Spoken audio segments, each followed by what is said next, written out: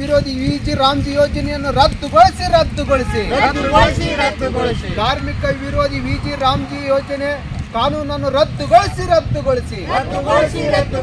ಕಾರ್ಮಿಕ ವಿರೋಧಿ ಕೇಂದ್ರ ಸರ್ಕಾರಕ್ಕೆ ಧಿಕ್ಕಾರ.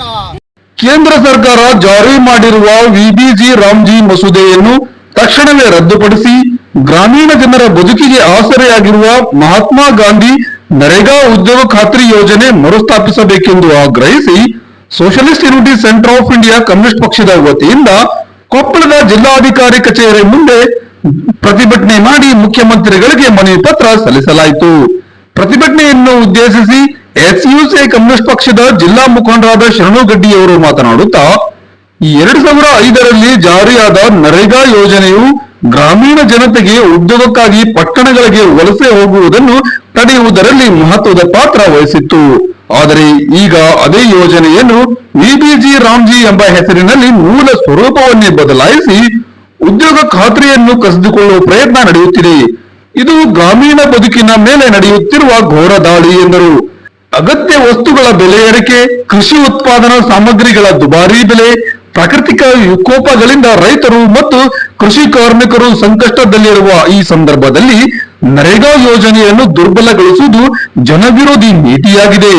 ದೇಶದ 12 ಕೋಟಿಗೂ ಅಧಿಕ ಗ್ರಾಮೀಣ ಜನತೆ ಈ ಯೋಜನೆಯ ಮೇಲೆ ಅವಲಂಬಿತರಾಗಿದ್ದು, ವಿಶೇಷವಾಗಿ ಮಹಿಳೆಯರಿಗೆ ಕನಿಷ್ಠ ಆರ್ಥಿಕ ಭದ್ರತೆ ನೀಡಿದ ನರೇಗಾ ಯೋಜನೆಯನ್ನು ರದ್ದುಪಡಿಸುವುದರಿಂದ ನಿರುದ್ಯೋಗ ಮತ್ತು ವಲಸೆ ಸಮಸ್ಯೆಗಳು ಮತ್ತಷ್ಟು ತೀವ್ರಗೊಳ್ಳಲಿವೆ ಎಂದರು.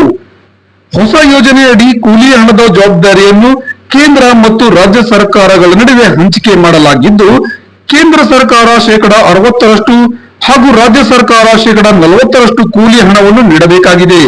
ಆದರೆ ಈ ವ್ಯವಸ್ಥೆಯಿಂದ ಎರಡೂ ಸರ್ಕಾರಗಳ ನಡುವಿನ ಹೊಣೆಗಾರಿಕೆ ತಳ್ಳಾಟಕ್ಕೆ ಕೂಲಿ ಕಾರ್ಮಿಕರ ದುಡಿಮೆಯ ಹಣವೇ ಅಪಾಯಕ್ಕೆ ಸಿಲುಕಿದೆ. ಕಾರ್ಮಿಕರು ಬೆವರು ಸುರಿಸಿ ದುಡಿದಿದ್ದರೂ ಅವರ ಕೈಗೆ ಸಮಯಕ್ಕೆ ಸರಿಯಾಗಿ ಕೂಲಿ ಹಣ ಸಿಗುವ ಬಗ್ಗೆ ಯಾವುದೇ ಖಾತ್ರಿ ಇಲ್ಲ. ಇದಕ್ಕಿಂತ ಗಂಭೀರ ಸಂಗತಿ ಎಂದರೆ ಈಗಾಗಲೇ ರಾಜ್ಯ ಸರ್ಕಾರ ಹಣಕಾಸಿನ ಕೊರತೆಯನ್ನು ಮುಂದಿಟ್ಟು ಹೆಚ್ಚುವರಿ ಹಣವನ್ನು ವಿನಿಯೋಗಿಸಲು ಸಾಧ್ಯವಿಲ್ಲ ಎಂದು ಸ್ಪಷ್ಟಪಡಿಸಿದೆ. ಇಂಥ ಪರಿಸ್ಥಿತಿಯಲ್ಲಿ ಕೇಂದ್ರ ರಾಜ್ಯ ಸರ್ಕಾರಗಳ ನಡುವೆ ಹಣ ಬಿಡುಗಡೆ ವಿಚಾರದಲ್ಲಿ ವಿಳಂಬವಾದರೆ ಅದರ ಸಂಪೂರ್ಣ ಹೊರೆ ಗ್ರಾಮೀಣ ಕೂಲಿ ಕಾರ್ಮಿಕರ ಮೇಲೆ ಬೀಳಲಿದೆ. ಇದರಿಂದ ಉದ್ಯೋಗ ಖಾತ್ರಿ ಯೋಜನೆಯ ಮೂಲ ಆಶಯವೇ ಹಾಳಾಗಿ ನಿರುದ್ಯೋಗ, ಬಡತನ ಮತ್ತು ವಲಸೆ ಸಮಸ್ಯೆಗಳು ಮತ್ತಷ್ಟು ತೀವ್ರಗೊಳ್ಳುವ ಸಾಧ್ಯತೆ ಇದೆ ಎಂದು ಆತಂಕ ವ್ಯಕ್ತಪಡಿಸಿದರು. ಈ ಸಂದರ್ಭದಲ್ಲಿ ಶರಣು ಪಾಟೀಲ್, ಶಾರದಾ ಗಡ್ಡಿ, ಮಂಗಳೇಶ್ ರಾಠೋಡ್, ದ್ಯಾಮಣ್ಣ ಡೊಳ್ಳಿನ್, ಈರಪ್ಪ, ಲಕ್ಷ್ಮಣ್, ಮುದಿಯಪ್ಪ, ಮಂಜುನಾಥ್, ಸತ್ಯನಾರಾಯಣ್ ಸೇರಿದಂತೆ ಪಕ್ಷದ ಕಾರ್ಯಕರ್ತರು ಮತ್ತು ಗ್ರಾಮೀಣ ಕೂಲಿ ಕಾರ್ಮಿಕರು ಸಂದರ್ಭದಲ್ಲಿ ಉಪಸ್ಥಿತರಿದ್ದರು.